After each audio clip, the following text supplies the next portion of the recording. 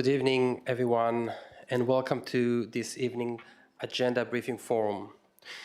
This evening is not a decision-making forum, it is the briefing on the agenda for the ordinary council meeting, which will be held next Tuesday, on the 1st July 2025.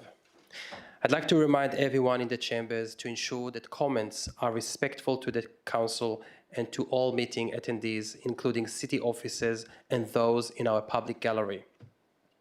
Please note that this meeting is being live streamed.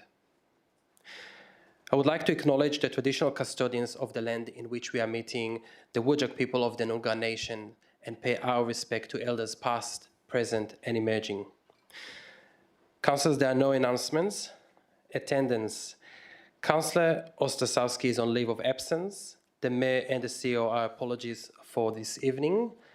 And I can see Councillor Sutherland is absent. She might be joining us. All other councillors are present in the chamber this evening. Disclosure of interest. Councillors, are there any disclosures of interest tonight?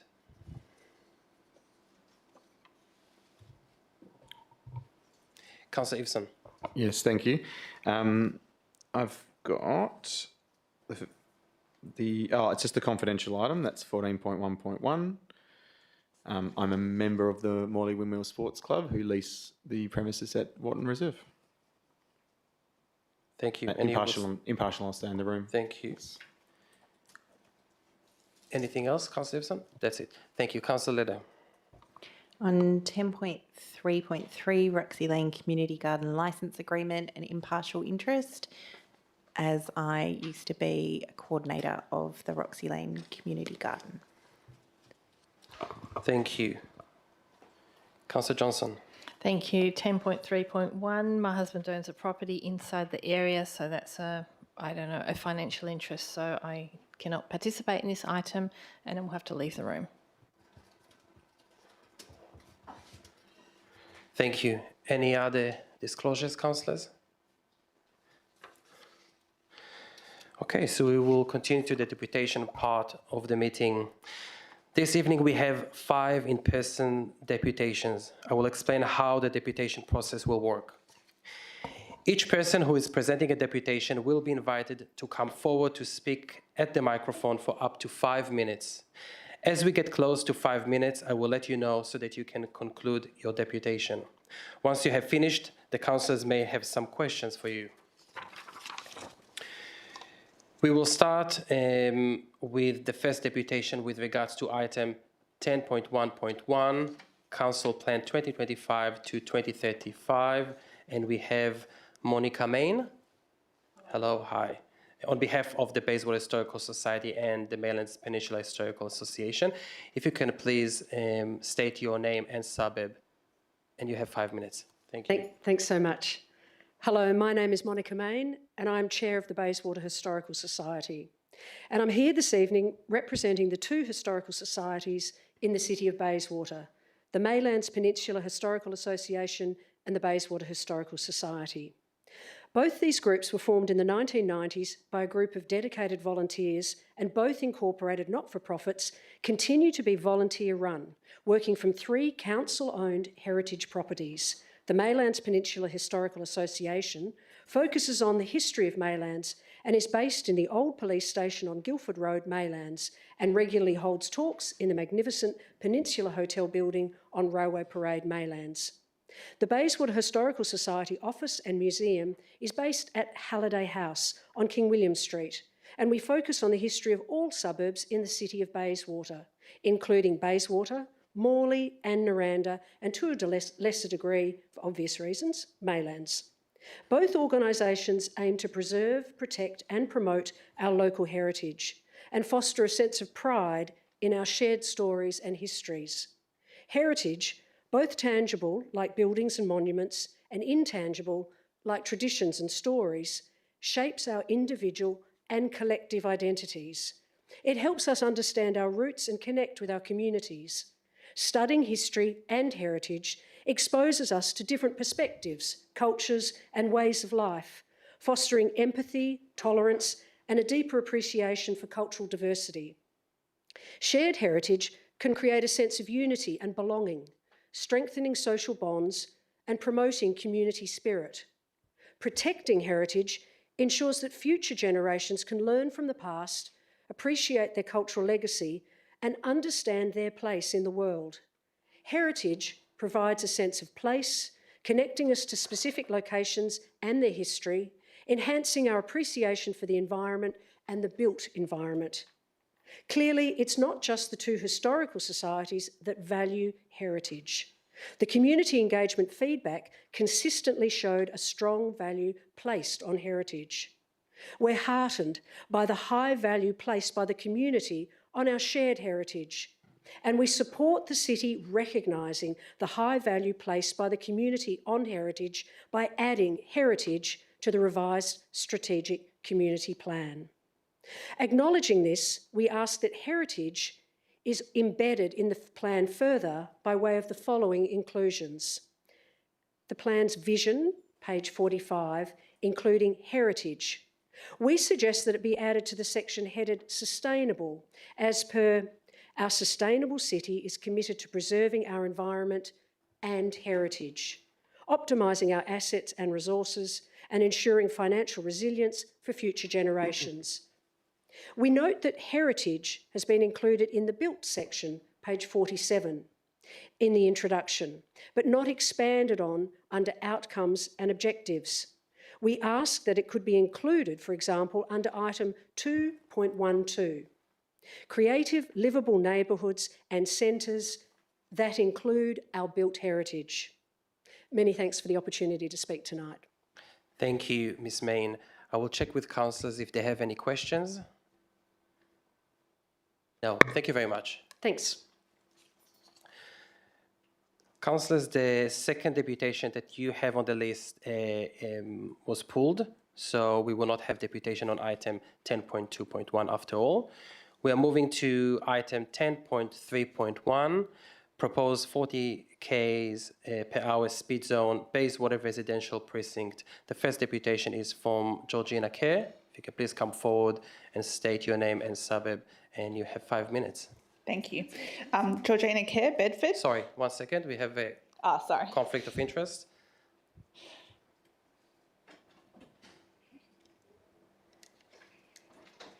Thank you. So my name's Georgina Kerr from Bedford. I'm presenting this deputation on behalf of some other local residents as well, so Eleanor Ruvers, Matthew Morgan and Kate Bowker. We support the officer's recommendation to implement a 40 km/h speed zone in the Bayswater Residential Precinct, as outlined in the council agenda. Each of the deputies have individually made multiple submissions to council and to the AGM of electors advocating for lower speed limits and safer streets, particularly around our residential and school areas. We have particularly raised concerns around rat running, speeding drivers, lack of walkability and accessibility. To date, some of these concerns have been addressed by council, whereas others have not, including motions moved by Kate Bowker and Matthew Morgan at the most recent AGM of electors. Although not all of us live in this specific subject area, we all use it regularly to travel to local destinations such as shops, the river, schools, often on foot or by bicycle. We are particularly encouraged by two aspects of this report and the subsequent recommendation. Firstly, the traffic assessment has shown that the low-cost urban road safety treatments have achieved an overall reduction in vehicle speeds in this area. As this is one of the first areas in the city where the LCIRS treatments were implemented, we hope that council's approval of this recommendation will lead to positive road safety outcomes across the other LCIRS precincts in due course. Secondly, the fact that Main Roads WA have supported this change. So each of us has dealt with main roads in the past and encountered many barriers to improving safety for pedestrians and residents. So we do congratulate the city staff on this positive outcome. We would like to remind councillors of the many benefits of a lower speed limit. At 50 km/h, there is an 87% risk of fatality to a pedestrian hit by a car. At 30 km/h, that reduces to 30%. A reduction of mean vehicle speed by 10% leads to a 20% reduction in injury crashes and a 40% decrease in fatal crashes. That data comes from an organisation called Cycling and Walking Australia and New Zealand. At the same time, lower vehicle speeds improve the street environment for everyone, being associated with a safer, more welcoming environment. This might mean neighbours talk to each other, children and families walk and play in the streets, kids ride or scoot to school, and each of these has their own associated health benefits. The trade-off in terms of vehicle travel times is minimal, and there's plenty of data to show that. We also see that councils in WA and across the country are also introducing 40km/h speed limits on many residential roads. So this is becoming best practice. We hope that Council will support this motion at next week's meeting and that this is just the beginning of lower speed limits and safer streets across our suburbs. Just to finish with one sobering fact, so far in 2025, WA is on track to have the highest ever number of pedestrian fatalities in road crashes. We need to do better. Thank you. Thank you. Councillors, are there any questions? No, thank you very much. I will now call to Mr. Black. If you can please come forward and state your full name and suburb. You have 5 minutes. Thank you. Thank you, Deputy Mayor. Cale Black from Bayswater. My deputation is on item 10.3.5, the proposed 40km/h speed zone in the Bayswater residential precinct. I support the officer's recommendation. I wish to express my support for this agenda item, and I feel that it is important to do so because this item is not going out to community consultation before a council decision is made. In most cases, I would welcome community consultation prior to decisions like this being made in council, but I understand the importance of critical road safety measures being made in this area. I support the implementation of this 40km/h zone in an area where there are 2 schools, a kindergarten, a childcare centre and 2 churches and other community facilities that are well used. Steps to improve the safety of children, pedestrians, cyclists and residents living in suburban streets should be welcomed by council. When news of the council item was shared in the community groups, there was general support for this measure. However, there were some specific comments from locals. Firstly, there is scepticism regarding the enforcement of the 40km/h zone. Without an appropriate level of compliance measures from informative and educational to enforcement from road safety authorities, I am and other residents are concerned that it may not be an effective enough measure. I hope the city will consider these concerns in the agenda item next week during debate. In addition, physical road safety improvements must be considered. A resident raised that improvements on Roberts Road near Guildford Road that were approved by council in June 2024 have yet to commence. And while I'm heartened to see the measure funded in this month's annual budget agenda item, fast delivery of this road safety measure on this side of the upcoming financial year will help build confidence that the city is taking genuine steps towards keeping our local roads safe. Other residents would also like to see these 40km/h zones implemented in other parts of the neighbourhood, with specific mention to the other side of King William Street within Hamilton and Slade Streets, as well as the other side of Guildford Road leading down to Riverside Gardens. Combined with the greening of King William Street initiative, expanding these zones will help make these neighbourhoods more walkable and more safe, especially those with children who walk to and from our schools and our parks. Lastly, I'm hoping that this proposed 40km/h zone is a leading indicator towards the city's approach to making the Watley Crescent pedestrian crossing near Leake Street more safe, following recent incidents at that crossing. The community wants to see swift action taken to address this crossing, given that it's vital for so many going to and from school and other facilities in this area. I'm also keen to see council consider a review period within 12 to 24 months after the implementation of the speed zone, with consultation within the residential precinct and with residents given the opportunity to comment on the effectiveness of the zone and to provide feedback as to what other measures they feel they would like to see. I care about this issue deeply. I have a young daughter who may be in future attending a school in this area, and as a family we frequent these community spots.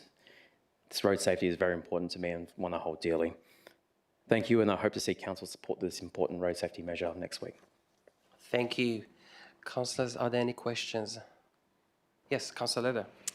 You mentioned a particular road that were from a decision in June 2024. What road was that again? That was Roberts Road. Roberts Road. Close to the Guildford's Road end.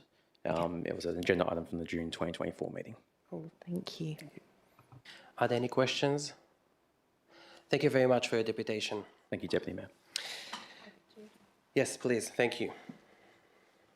I'll just bring Councillor Johnson back.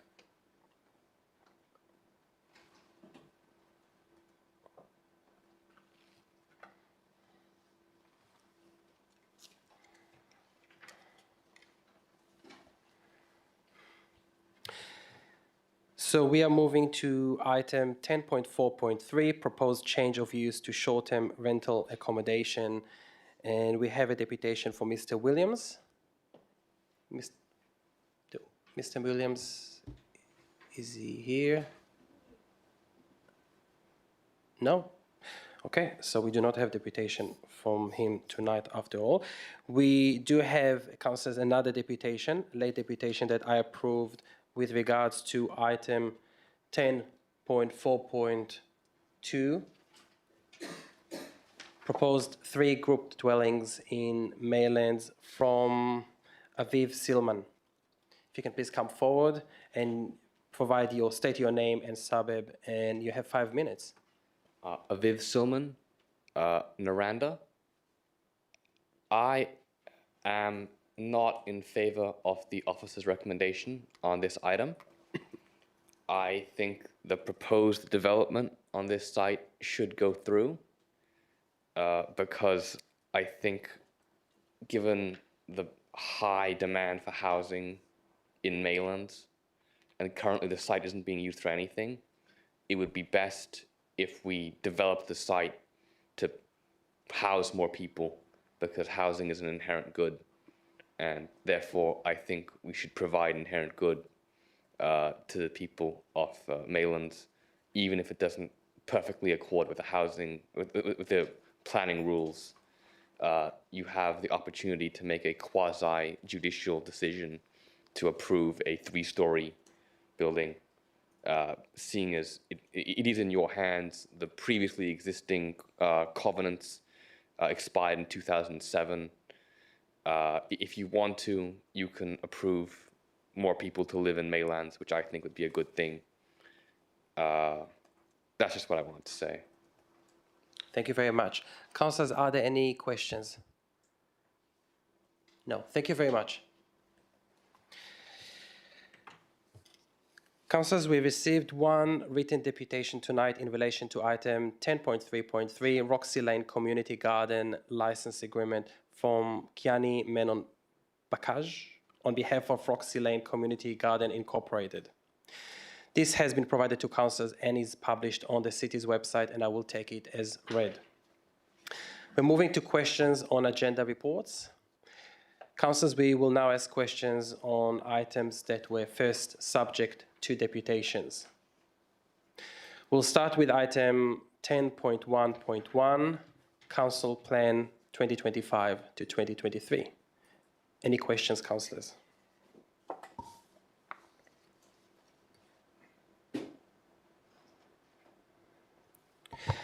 I have one question with regards to the document, which I'm going to find in a second.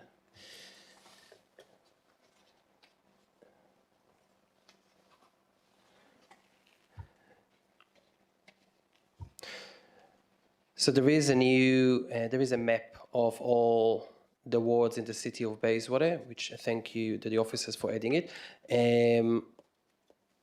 There is a table, sorry, I lost it, but there is a table at the bottom with all the wards, and I think under South Ward, it misses mentioning part of Bayswater, which is also South Ward.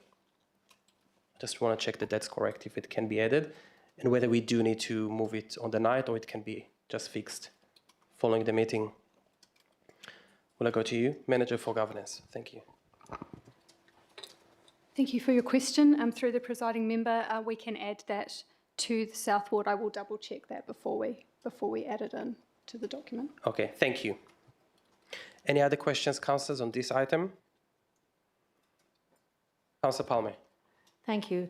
And I thank the deputies for explaining the need for more representation in the actual strategic community plan.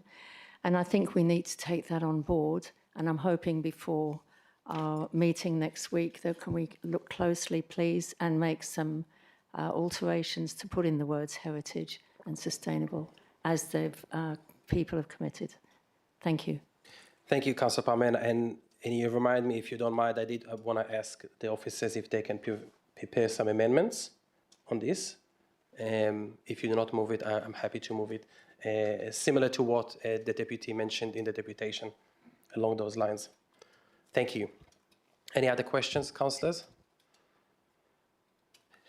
Okay, so we are moving. For now, we will skip 10.2.1 because there was no deputation after all. We might come back to it later. And we are moving to 10.3.1, proposed 40 km per hour speed zone Bayswater residential precinct. Any questions, councillors? Councillor Lele. Can I just ask a question about Sorry, the... we do have conflict of interest. Oh, sorry.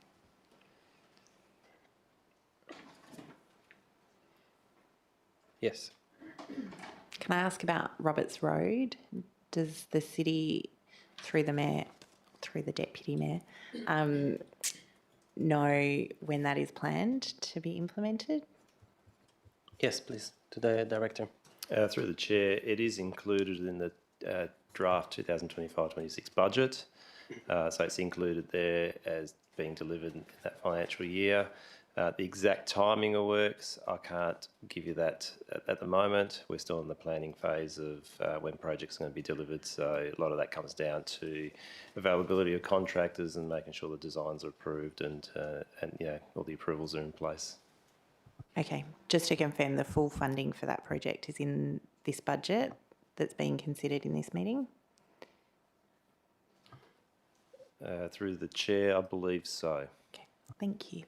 Thank you. Councillor Palmer. Thank you. Just an impartial interest. We have one of our well, I say we, the Bayswater Childcare Centre Association, not the cities, has a childcare centre there, non-profit. Thank you.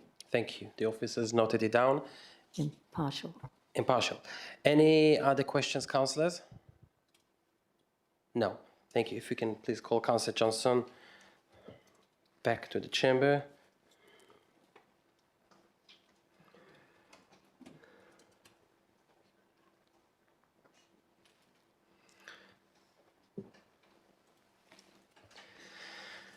We are moving to item 10.3.3, Roxy Lane Community Garden License Agreement. Are there any questions, councillors?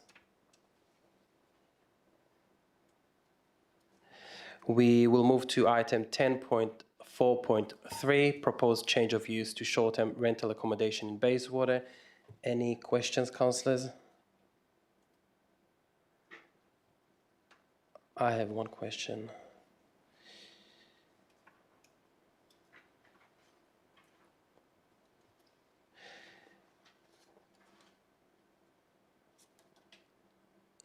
Yeah, can the city please provide me with some examples to areas in the city of Bayswater where short-term rental accommodation would not be appropriate? In light of the fact that in this location, the officers recommended that it is appropriate, so I would like to understand which areas in the city, as examples, it will not be. Thank you. I will go to the manager. Yeah, through you, Mr. Deputy Mayor. Each planning application is determined on its individual merit. So in this instance, we look at the application on its own merit, the community consultation which is carried out, and any supporting documentation which is provided by the applicant. We don't have a specific short-term accommodation policy at this time to guide the city. So we're largely reliant on the state government's planning bulletin to be able to guide us in terms of the considerations we need to make. So perhaps I will ask that question in a different way, Manager.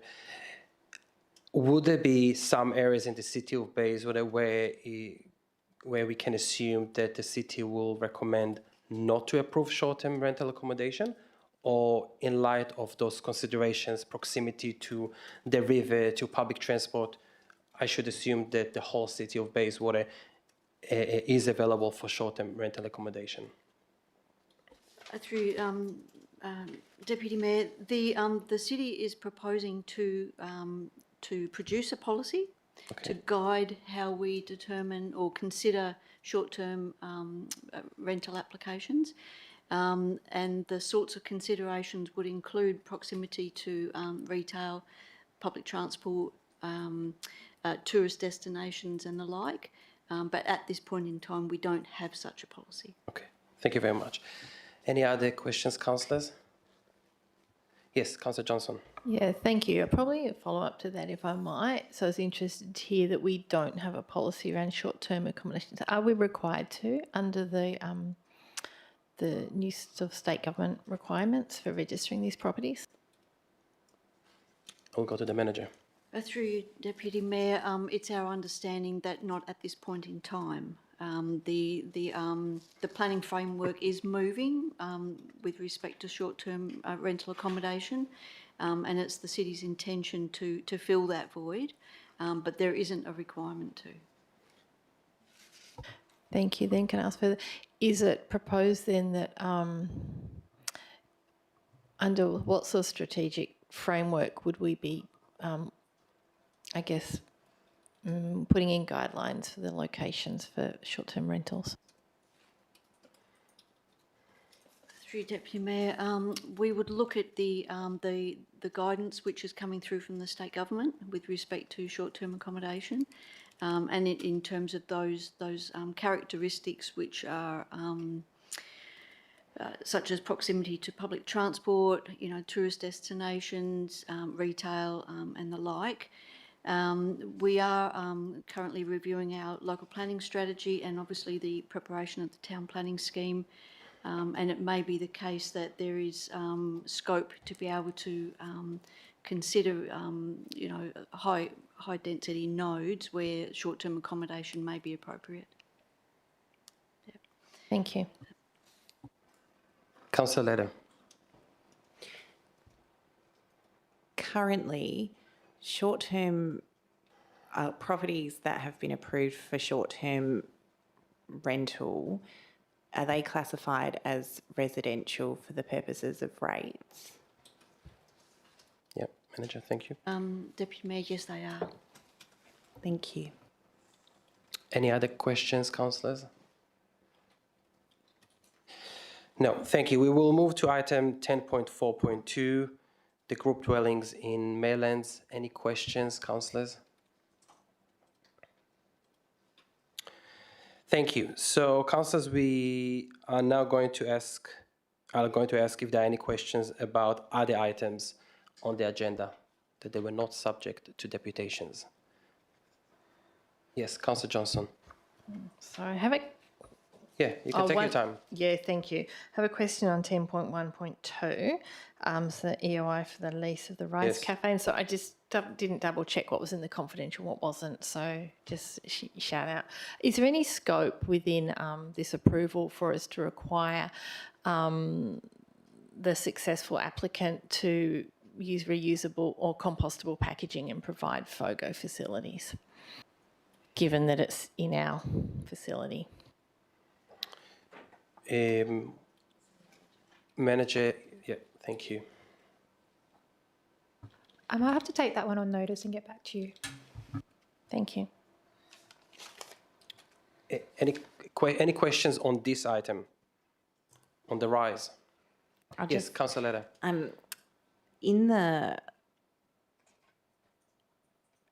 I think it's in the public where you've given a brief description of the key activities that each applicant would provide in that space. Can I just clarify that the applicant that's being recommended would provide catering from that space, including presumably to people who hire out function rooms at the Rise? Through the chair, they are a catering company, so they would use the commercial kitchen to produce their catering for, it's not necessarily for the functions at the Rise, but for wherever they have orders from, as well as providing for the cafe space as well.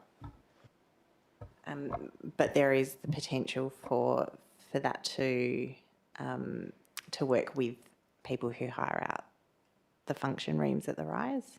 Yes, through the chair, yes, there is potential for that. It would obviously be considered on a case-by-case basis and I guess for who they would wish to hire, unless there's some other agreement that the successful applicant would make with the Rise facility organisers. Yeah, okay, cool, thank you. I have a follow-up question about the kitchen. Is the kitchen at that venue suitable for catering? Through the chair, the kitchen does require some work. All people who put in an application are aware of what is in the kitchen currently and that it is being leased as is, and that if they want any changes, they would be required to do the upgrades to them. Okay, thank you. Any other questions, councillors? On this one? Not on this item? Okay, Councillor Johnson, any other items? Yeah, thank you. On the item, sorry, find my page, 10.2.5, the sale of properties to recover outstanding rates and charges. It's not clear from the report, are all of those properties owned by the same, or were they all owned by the same personal entity? Sorry, can you repeat the question? Are all of the properties mentioned, were they owned by the same personal entity, or they're all sort of unrelated? Okay. Are we, is this, Can we answer it now or shall we? We can, okay. Through yourself, Deputy Mayor, they were owned by separate entities, not the one. Thank you. Can I ask a follow-up question, please? Oh, sorry, not a follow-up question, different question. Yeah. How does the city recover their costs from this activity? Are they able to from this process? Through you, Deputy Mayor, yeah, they become a property-related debt. So when we actually go through and sell the properties, we can recover any of our legal costs at that point, as well as all the other outstanding rates and charges on the properties. So we can do that at that time. Thank you. Councillor Leder. No questions. Oh. Any other questions, councillors, on this item?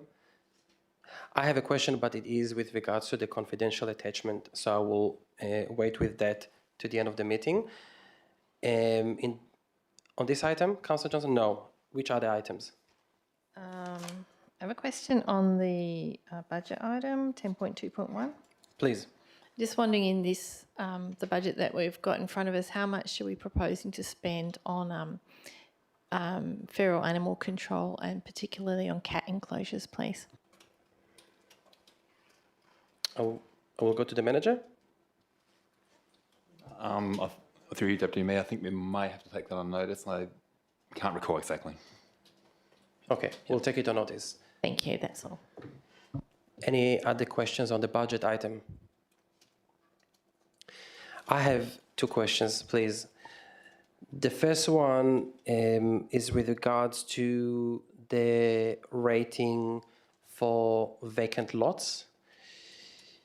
My question is, if a lot became vacant during the last year, will they be charged the vacant lot rating in this coming budget?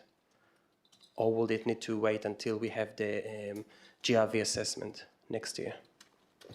Through the Chair, normally during the year, if a property changed status from vacant to residential, they would be interim rated, so they could be partly rated for one for part of the year and partly rated for the other. But if they were vacant at 1 July, they would be rated as vacant, and then if during the year at some point in time they've actually got a property on there, then they'll be interim rated, which means they could actually get a refund. So Okay. yeah, it depends on the period of which they're vacant and not vacant. So how will the city know about those lots that became vacant?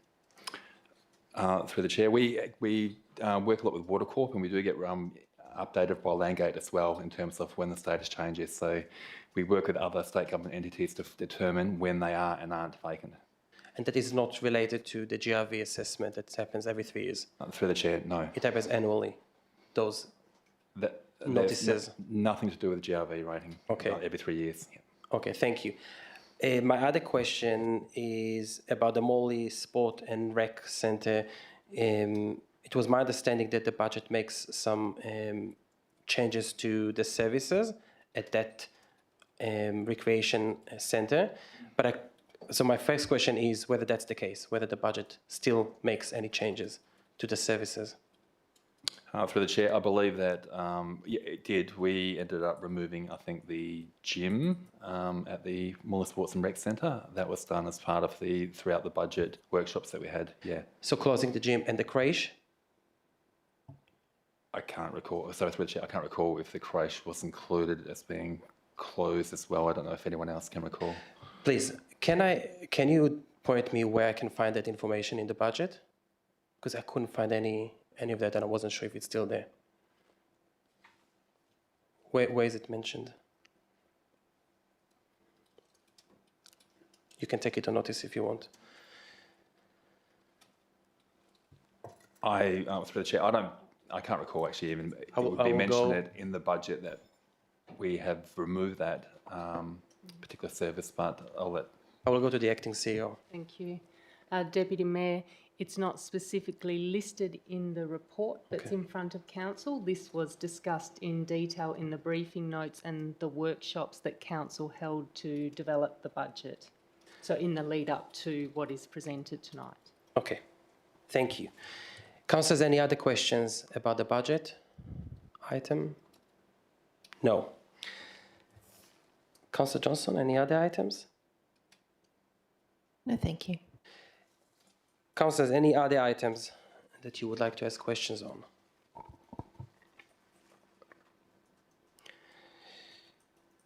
Okay, so I have a few.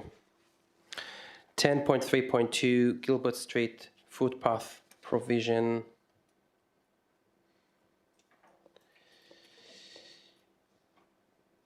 So we have a change in the approach that the city is recommending. My first question, I wanted to confirm that the city is now recommending this approach on the basis that the city is of the view that this will fix the issues raised by residents and will not create other issues.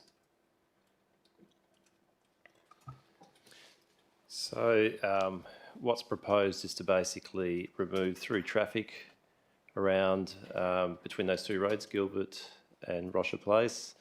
What that does is basically reduces the traffic down to just local traffic in the area, the people that live along those streets.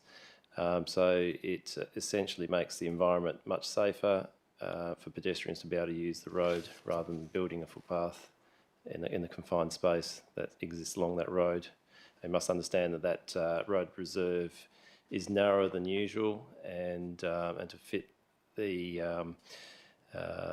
footpath on the road means we've got to narrow the road down, turn it into a one-way road. That wasn't supported by the local residents. They'd prefer to have no footpath but have the volumes decreased on the road by making it into a cul-de-sac. Thank you.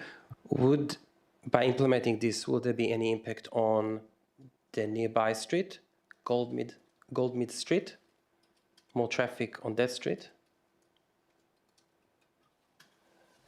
Potentially, I mean, normally if you reduce through traffic on a particular road, it will distribute to other roads.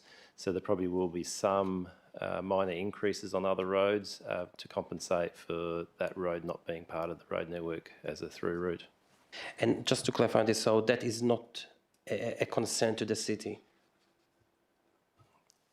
It's not a concern because we know the roads have capacity in them. Thank you very much. Any other questions on this item? Councillor Leder. Can I just ask what the process is in terms of the city receiving a petition? Because I didn't see this as a South Ward councillor until the agenda. Is it normal to do that, or is there a way for the city to inform councillors when a petition is received, particularly in your area? I will go to the director or to the... With this particular one, it doesn't actually meet the requirements to be classed as a petition. So we've treated it as a letter coming from a group of residents, and that's how it's come through the reporting process. I think just as under our communications policy, that it would be a courtesy to let local councillors know about those kinds of communications. Thank you. In this item, it says Gilbert Street, Maylands. I think it's Bayswater. Can the city check? I think it's Bayswater. And I think it's Westward. Maybe it's worth, if it is correct, maybe it should be fixed. Yeah? We'll check that. Yeah. Thank you. Councillor Eveson. Yeah, so it just mentions that the city's done some designs previous to this and options and engagement. Would the city be able to put a value on, I guess, all the design work and the engagement work that's been done to date on this one? Would you have an estimate of what that was costing? I wouldn't know the figure off the top of my head, but we can put something together and provide that to councillors. I have another question about the letter with signatures. Because we couldn't see the addresses, all the signatures are people residing on Gilbert Street. I believe they're local residents, yes. On Gilbert Street. Yeah, but I'll confirm that. Please, thank you. Just on Gilbert Street, yes. Okay, thank you. Any other questions, councillors? Yes, Councillor Johnson. So, not a question particularly on the item, but on 10.3.5, the EMRC minutes, I'm just having trouble following the link through to the actual minutes they refer to. So I'm just wondering if we could be provided with those summary minutes separately rather than via the link, please. Yep. Yeah, we can do that. Any other questions on this item, EMRC minutes? On this one, Councillor Palmer? Thank you very much. Just knowing that Adelia Street comes off Guildford Road, and then you have Elizabeth Street, and then Gilbert Street. So that means there's no through on Elizabeth, and there's no through on Gilbert, or that's what's proposed. So the only through street would be Queen Street. Am I correct? No? So where we're changing the thoroughfare is between Rocher and Gilbert. Yeah. So just those short sections of road will have a cul-de-sac right between where those two roads connect. So it'll be a cul-de-sac on each one, but there's still permeability on the other roads in the surrounding area. So if I want to come from Queen Street, I get out onto, I'm just wanting to make sure it's not blocking off people coming through all those areas.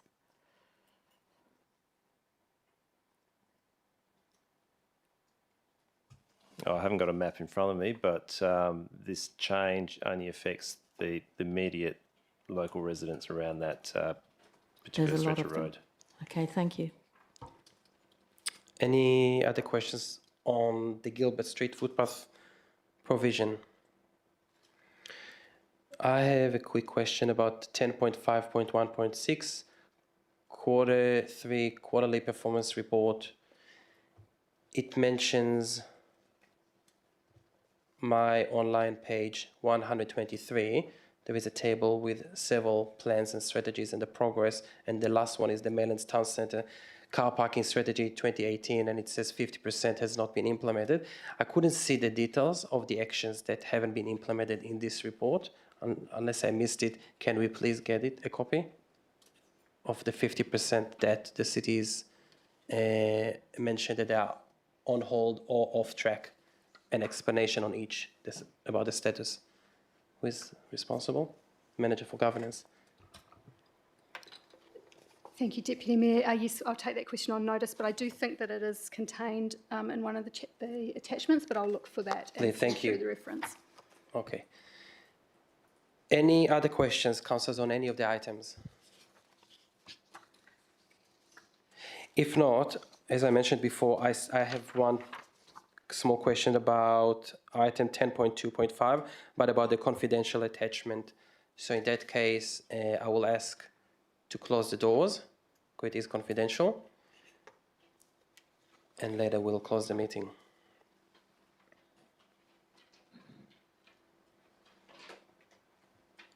Thank you for those who stayed so far.